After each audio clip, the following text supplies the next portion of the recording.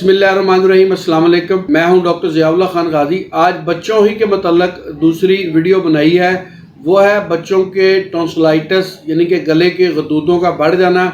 अब छोटे बच्चे जो होते हैं अक्सर ये टॉफ़ियाँ और ऐसी चीज़ें खाते हैं जिसकी वजह से इनके गले ख़राब हो जाते हैं, यानी कि लोज़ोतीन जो होते हैं गले के वो फूल जाते हैं, टॉन्सिलाइटिस हो जाता है, सीरियस कंडीशन में चले जाते हैं बच्चे। बाज़ का तो इस हद तक टॉन्सिलाइटिस हो जाता है कि आखिरकार ऑपरेट ही करवाना पड़ता है।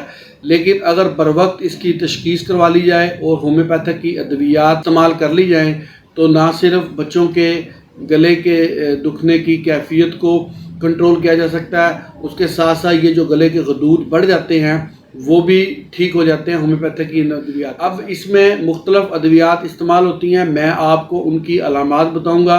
आप इन अद्वियात को उन अलामात के मुताबिक यानी जो दवा जिस बच्चे के ऊपर सूट करती है, जिसके अंदर ऐसी अलामतें हों वो दवा इस्तेमाल करें तो इंशाअल्लाह ताला ये बच्चों के जो गदूद बढ़ जाते हैं वो इससे ठीक हो जाते हैं। और चूँकि हमारे क्लिनिकल प्रैक्टिस के अंदर ऐसे बेशुमार बच्चे ठीक हुए हैं टॉन्सिलाइटिस के, उनको ऑपरेशन की ज़रूरत नहीं पड़ी, तो मैंने सोचा कि इस बात को भी अपने नाजरीन के सामने ले आऊँ ताकि वो अपने बच्चों को गदूदों की बीमारी के अंदर बजाय इसके कि ऑपरेट करवाएं होम्योपैथिक की ये अद्वियात इस्तेमाल करवाएं और इससे फ़ायदा। इसमें होता ये है कि अगर गले के गदूद बढ़ गए हों, बच्चा खाना पीना छोड़ देता है, बच्चा कमज़ोर हो जाता है और उसके साथ साथ बच्चे को हर वक्त गले के अंदर तकलीफ़ रहती है, इरिटेट होता है, चिड़चिड़ापन आ जाता है, रोता रहता है। ये छोटे 2-3-4 साल से लेके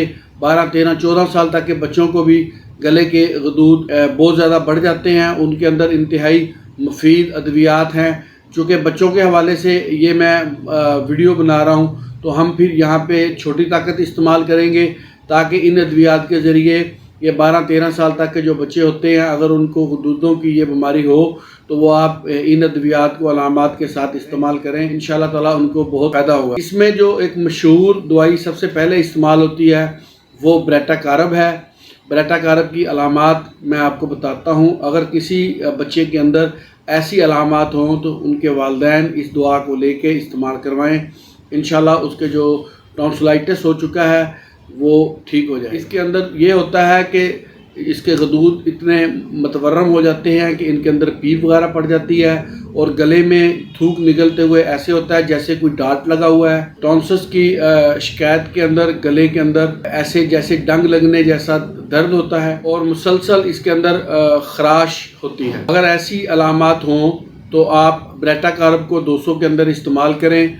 ब्रेटाकारब 200 में अगर सुबह शाम एक खुराक ली जाए मुसलसल कुछ हफ्ते तक तो ना सिर्फ ये जो टॉन्सिस हैं हालत में चले जाते हैं और थायराइड ग्लैंड जो है अपनी सही रतूबात के साथ दोबारा काम करना शुरू कर देती है और मरीज़ के अंदर जो ये एक इरिटेट होता है या उसको खाने पीने के अंदर तकलीफ़ होती है वो ठीक हो जाए। दूसरी जो इसके अंदर दवाई इस्तेमाल होती है वो है बेलाडोना। बेलाडोना के अंदर गले के अंदर सुर्ख और चमकदार गदूद नज़र आते हैं और वो फूल जाते हैं और वाज़ेह तौर पे जब उनको क्लिनिकल तरीके से जब उनको चेक किया जाता है गले के जो गदूद हैं वो सुर्ख रंग के होते हैं और हत्ता कि बेलाडोना के अंदर इतना ज़्यादा गले के अंदर दर्द होता है, माया अशिया यानी कि लिक्विड चीज़ें खाने में भी उसको इतनी तकलीफ़ होती है निगलते हुए कि बच्चा चीखता है, चलाता है और खाना पीना छोड़ देता है, जिसकी वजह से उसको तकलीफ़ होती है और माँ बाप ये महसूस करते हैं कि उनके बच्चे का वज़न भी तेज़ी से गिर रहा है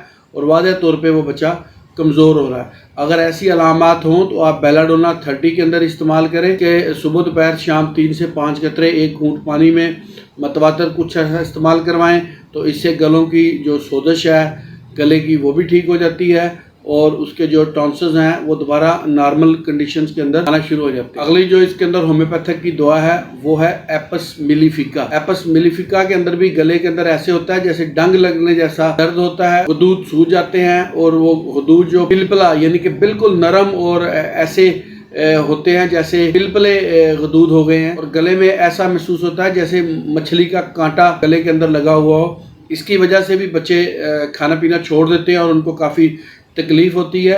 تو اس صورت کے اندر آپ ایپس ملیفیکا کو 30 کے اندر استعمال کریں، صبح دوپہر شام اس کے 5 قطرے، تو 1 گھونٹ پانی کے اندر، تو کچھ ہی دنوں کے استعمال سے گلے کے غدود ٹھیک ہونا شروع ہو جاتے ہیں اور درد وغیرہ بھی ان کا رک جاتا ہے اور واپس جو ٹونسلز اپنی اصل حالت کے اندر آ جاتے ہیں۔ اگلی جو ہومیوپیتھک کی دعا ہے وہ ہے فیرم فاس۔ فیرم فاس بیسیکلی بایو کیمک کی ایک دعا ہے، چھوٹی طاقت کو 3x یا 6x کے اندر استعمال کرنا چاہیے۔ اس کے یہ ابتدائی درجے کے اندر اگر گلے کے غدود سوج رہے ہیں وہاں پہ بے حد مؤثر ثابت ہوئی ہے۔ اس کے اندر یہ بھی ہوتا ہے کہ مریض کو اس کے ساتھ بخار بھی ہو جاتا ہے، اگر بخار کی بھی کیفیت ہو، گلے کے غدود سوج گئے ہوں یا بڑھنا شروع ہو گئے ہوں تو آپ فیرم فاس کو استعمال کریں۔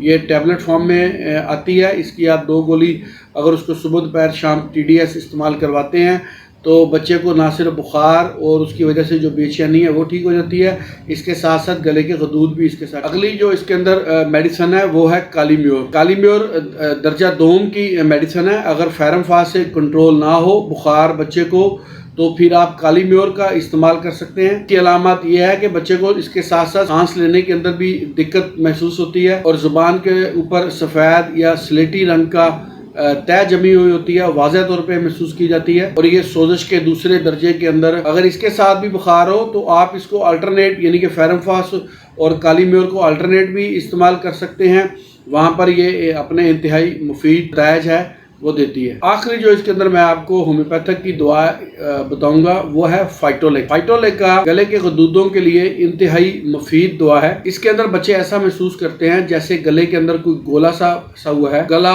کھردرا اور گرم محسوس ہوتا ہے، بالخصوص دائیں جانب کے گلے کے غدود جو ہیں وہ زیادہ سجے ہوئے ہوتے ہیں۔ اگر ایسی علامات ہو تو آپ فائٹولیکا کا استعمال کریں 30 طاقت کے اندر، متواتر کچھ حصہ استعمال کرنے سے گلے کے غدود ٹھیک۔ بہت شکریہ، اپنا خیال رکھیے گا اور ہمارے اس چینل کا بھی خیال رکھیے گا۔